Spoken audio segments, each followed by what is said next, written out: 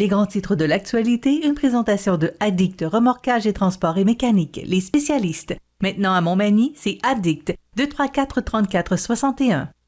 Addict Remorquage et Transport, des professionnels qui peuvent vous aider dans une situation d'enlisement ou simple remorquage. Grâce à ses équipements de haute performance, Addict, c'est aussi le service de transport de tout genre et de mécanique. Maintenant à Montmagny, c'est Addict Remorquage et Transport au 234-3461.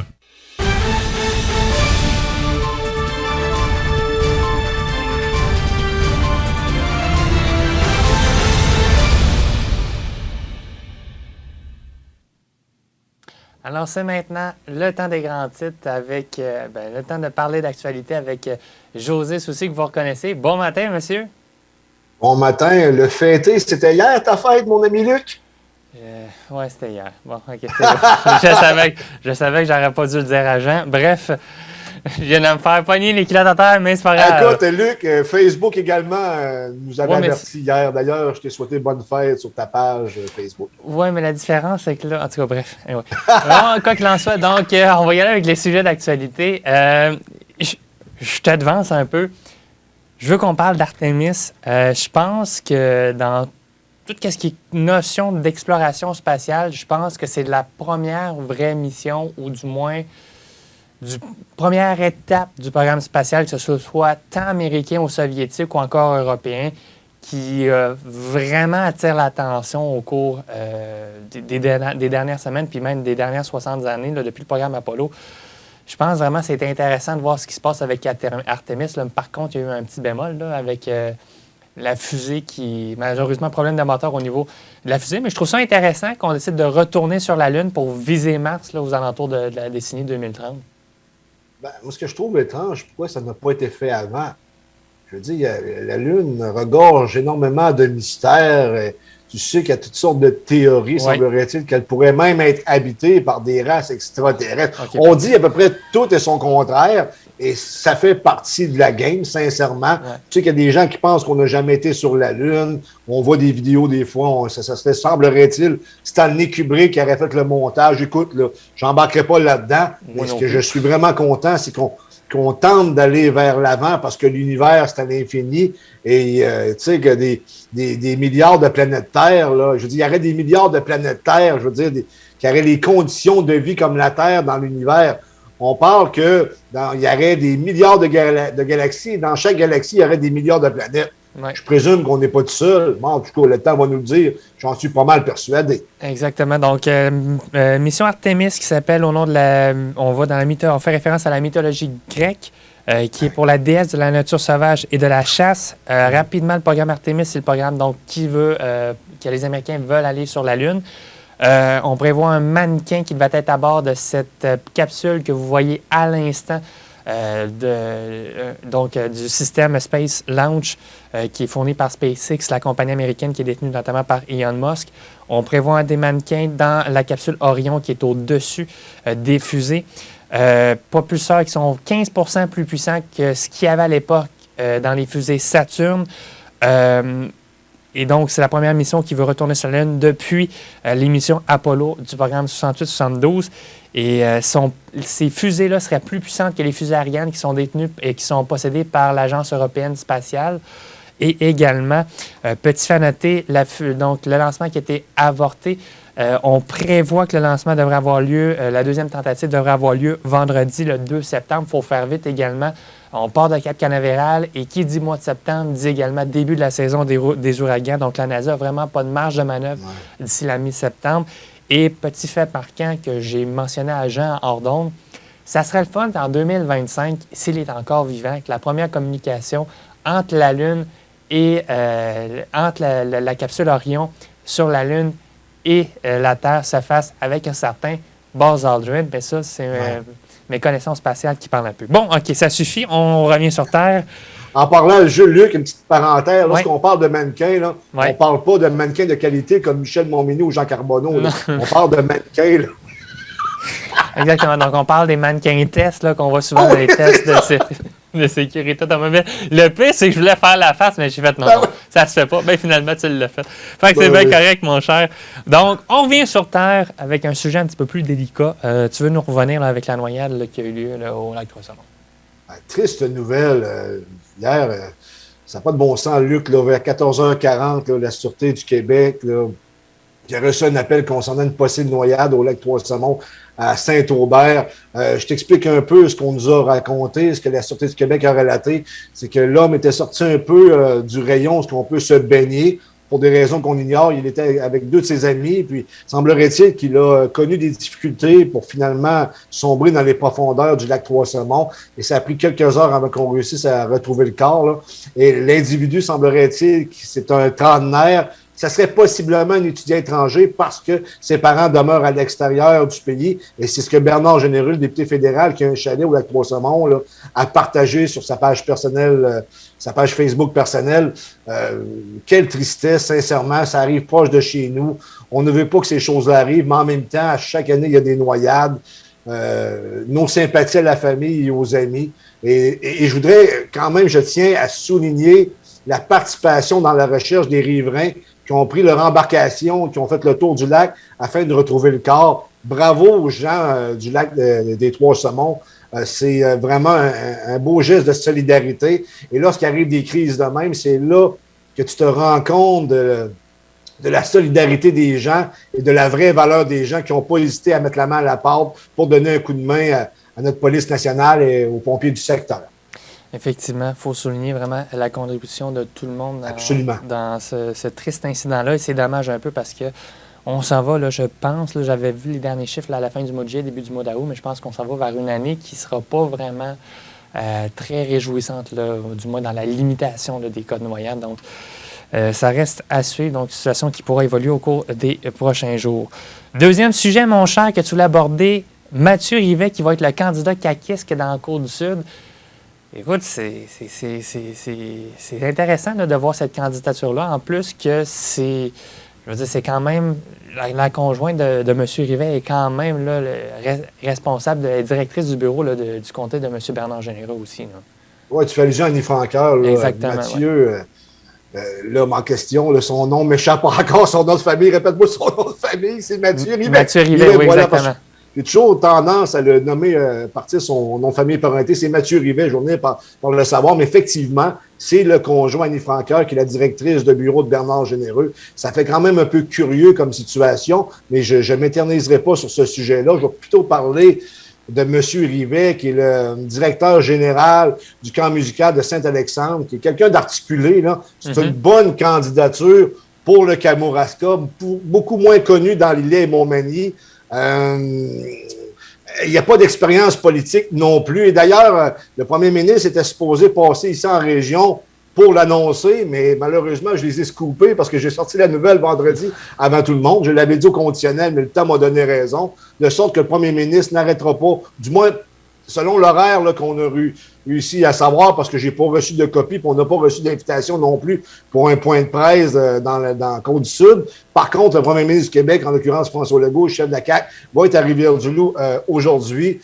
Il va rencontrer, bien entendu, la candidate de là-bas, Amélie Dionne.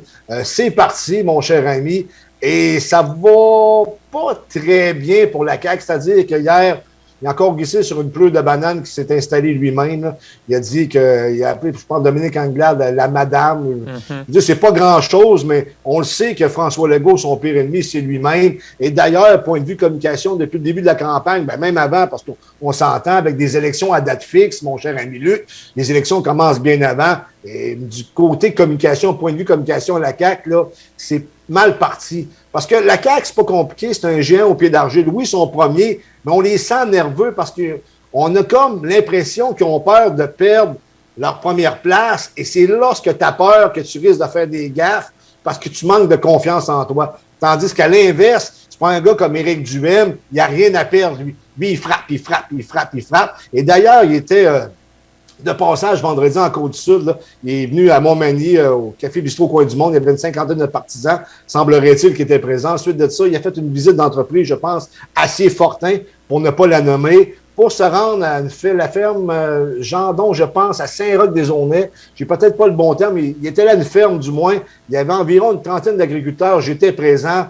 Et je peux te dire que j'ai senti quelque chose de positif pour les conservateurs locaux, parce que tu sais que les conservateurs, Je veux dire, c'est un parti qui était disparu depuis l'époque de Maurice Duplessis. Le dernier chef conservateur, c'était Maurice Duplessis, qui a transformé l'Union nationale, qui était l'union entre les conservateurs et l'Action libérale nationale, qui était, je dirais, un groupuscule dissident des libéraux de l'époque, sous Taschereau. Il a créé l'Union nationale, mais en réalité, l'Union nationale, c'était un parti conservateur. Et si tu te souviens, si tu connais un peu ton histoire, une des forces des conservateurs et de l'Union nationale, c'est-à-dire la base politique de l'Union nationale de l'époque, c'était les cultivateurs. Oui. Et ce que je sens présentement, c'est qu'Éric Duhem est en train d'aller chercher ça. Parce qu'avec son candidat, Frédéric Poulin, on va se le dire, c'en est un cultivateur. Et il était très, très intéressé aux demandes des gens qu'ils ont rencontrés. Et d'ailleurs, ils ont rencontré 3 maires, que je sais, peut-être d'autres, là, mais tu as André Simard, qui est l'ex-député provincial de la défunte circonscription de Kamouraska-Témiscouata, qui est maire de Saint-Roch-des-Aulnay. Tu avais Vincent de... Le nom m'échappe, m'excuserez pour le nom de famille, là. Vincent Buribé, voilà, à l'Apocatière, maire de l'Apocatière, et tu avais M. Caron de Saint-Jean-Port-Joli. Et tu comprends là-bas qu'il y a un dossier majeur, qui est le dossier de pavillon de médecine vétérinaire, qui a passé de droite, qui n'a pas été...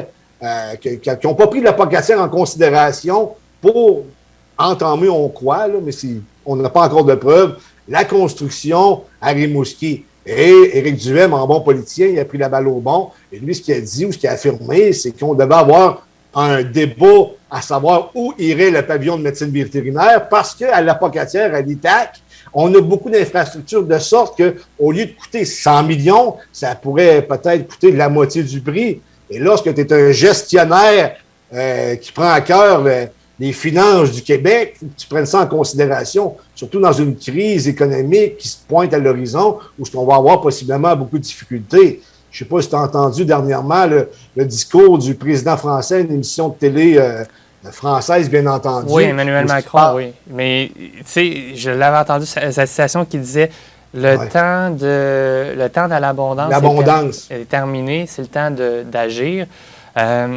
Écoute, c'est drôle parce que je voulais te reparler de Mathieu Rivet et ensuite de François Legault. Vas-y, je t'écoute, j'ai parlé longtemps, vas-y. C'est correct. Pour Mathieu Rivet, moi, personnellement, je trouve que c'est intéressant d'avoir des candidats qui sortent un peu qui vont de l'est du comté. Tu sais, c'est beau avoir des candidats qui viennent de l'ouest de Montmagny parce que, bon, c'est la ville la plus populeuse, si on veut, dans la Côte-Sud. Mais c'est plaisant d'avoir des gens, des candidats qui connaissent aussi la réalité de l'est du comté. Puis pour Mathieu Rivet, ça, personnellement, je trouve que c'est peut-être un atout dans sa manche également, là, le fait qu'il provient de la MRC de Kamouraska, ça va peut-être lui être utile. Pour François Legault, quand il a dit cette madame-là, j'ai été surpris que Dominique Anglade ne réagisse pas. Elle a comme... je ne sais pas ce qui s'est passé au niveau de l'équipe des communications, mais il me semble que ça aurait été quelque chose de vraiment appuyer sur l'accélérateur puis de mettre l'accent un peu auprès de François Legault, de dire, regardez, ben c'est comme ça qu'il me voit, de se servir de ça à son avantage. Donc, c'est ça qui me chicote un peu là, au niveau du Parti libéral. On dirait qu'on est en retard. Là, si tu me permets. Oui. Luc, permets-moi une petite parenthèse. N'oublie pas une chose, c'est que Dominique Anglade a déjà été une candidate vedette pour la CAQ. Aussi. Elle a un passé caquiste aussi, puis possiblement qu'elle a joué de prudence. Et en réalité, là, je veux dire, c'est une gaffe que Legault, je pense, a déjà fait ou des choses similaires. On se souviendra en 2012, je pense, Jean Charest qui parlait de Mme Carbonneau, la représentante syndicale, de la petite madame de la CSN, je pense. Je dis ça sous toute réserve. Là. Il ne faut pas virer fou non plus. Non. Mais en même temps, c'est comme je t'ai dit, ils sont sur la défensive, la CAQ. Il manque d'assurance et ça paraît également dans les paroles et le comportement du premier ministre. Et je veux juste revenir sur quelque chose aussi que j'ai peut-être omis. Si Jean, tu peux me montrer les photos. Au lancement de la campagne de M. Legault hier, je ne sais pas dans quelle circonscription, là, sauf qu'il n'était pas beaucoup. Là. Si tu veux montrer la photo aux gens, là, je l'ai mis dans le Dropbox, il était possiblement une centaine, pas plus. Tandis qu'au lancement de la campagne du Parti conservateur du Québec en Beauce, il était, selon les chiffres du Parti conservateur, 1432. Fait que si on peut voir les photos, vous allez voir réellement une différence. Oui, il y a des sondages qui sont en faveur de la Coalition Avenir Québec, sans l'ombre d'un doute, mais si tu regardes ce qui se passe sur le terrain, moi, je peux dire une chose, pour en avoir fait des campagnes électorales, là, j'en ai quelques-unes à temps plein, comme, soldat d'une formation politique ou lieutenant d'une formation politique locale, mais j'en ai également comme journaliste. Et j'ai quand même un flair assez développé et je ne sens pas pour la CAQ, ce que je sens actuellement pour le Parti conservateur du Québec. Est-ce que ça va se solder positivement pour le Parti conservateur du Québec? Les jeux ne sont pas encore faits, mais ils sont sur une lancée, ils sont difficilement arrêtables, bien qu'on est au début de la campagne électorale. Une campagne électorale, c'est un mois, il peut se passer bien des affaires, notamment des débats. Ça reste à voir. Il va falloir que la CAQ se ressaisisse rapidement parce que si la CAQ se met à s'effondrer, c'est pas impossible, ça ne veut pas dire que ça va arriver.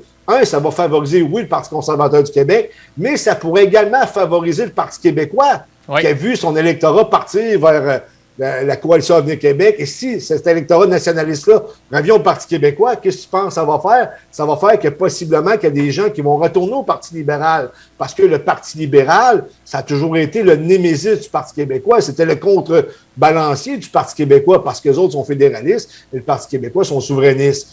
Mais ça va être extrêmement intéressant à suivre, là. On va avoir beaucoup de choses à analyser. Mais pour revenir à Mathieu Rivet, oui, c'est quand même une bonne candidature. Manque d'expérience, mais c'est quelqu'un avec qui on pourrait aller quand même loin s'il est bien, excuse-moi le terme, coaché. Effectivement. Et j'ai hâte, par ailleurs, de voir la campagne que Paul Saint-Pierre Plamondon va effectuer pour le Parti québécois. Honnêtement, c'est mon gros point d'interrogation au sein de la scène politique provinciale. On peut avoir des surprises. Oui, effectivement. Tu voulais qu'on revienne avec Emmanuel Macron également là, sur ce qui parlait de la notion d'abondance. Et du fait que le temps de piger dans le bac à bonbons est terminé. Là. Oui, je peux en parler, mais c'est parce qu'il peut y avoir une corrélation avec ce qui se passe au provincial, là, ici. Là. Si c'est ce qu'on s'attend, à une genre de récession comme on n'a jamais vu, si on se fie au dire du président français, les gens dans une telle situation vont-ils vouloir garder le même gouvernement ou avoir un gouvernement qui va arriver avec des idées novatrices? Ça peut jouer également contre la CAQ si on joue mal le jeu des communications. Mais encore là, comme je te l'ai dit, on est au début de la campagne, tout peut arriver. Mais présentement, le départ de la CAQ, c'est pas un faux départ, mais ça n'a pas été le départ souhaité. D'ailleurs, les semaines avant le déclenchement des élections, on n'a pas vu beaucoup non plus François Legault. Hein. On a comme l'impression qu'ils l'ont caché pour garder ses munitions, les munitions de la CAQ là, pendant la campagne électorale. Et c'est peut-être pour ça également que du côté de la CAQ, on a misé beaucoup sur des vedettes, notamment des anciens journalistes avec de la notoriété, comme Bernard Drinville à Lévis, Catherine Saint-Hilaire, également Madame la journaliste Biron, je pense. Là. Oui, Martine Biron, je dis ça sous toute réserve, ça se peut que je la nomme pas bien, mais on vise beaucoup sur des vedettes. Ça reste à suivre, mais ça va être extrêmement intéressant. En tout cas, moi, je sens une petite frénésie de mon côté que j'ai pas senti à la dernière campagne fédérale. Moi, je dois te dire, j'ai étudié en politique, donc chaque campagne électorale, même en Europe, aux États-Unis, je suis captivé, donc je suis déjà vendu pour ça. Mais ça va être intéressant. Tu sais, je reviens rapidement sur Emmanuel Macron. Il faisait notamment référence aussi des nombreux feux de forêt qu'il y a en Europe. Là. C'est incroyable. Là, en fait, c'est les plus gros feux de forêt qu'il y a eu là, dans les dernières années en Europe. Donc, il faisait référence à ça, qu'il était temps également d'agir au niveau environnement et pas juste au niveau économique. Donc, José, effectivement, on va avoir une excellente campagne électorale. Je te remercie beaucoup, mon cher. J'espère qu'on aura la chance de se reparler d'ici le 3 octobre prochain. Bonne journée, mon cher ami. Salut, José. Alors voilà, c'est ce qui met un terme à l'édition du Bonjour Côte-Sud du 29 août 2022. Merci beaucoup. Michel, mon ministre, sera de retour demain matin. Alors sur ça, je vous dis bonne journée à tout le monde. Salut.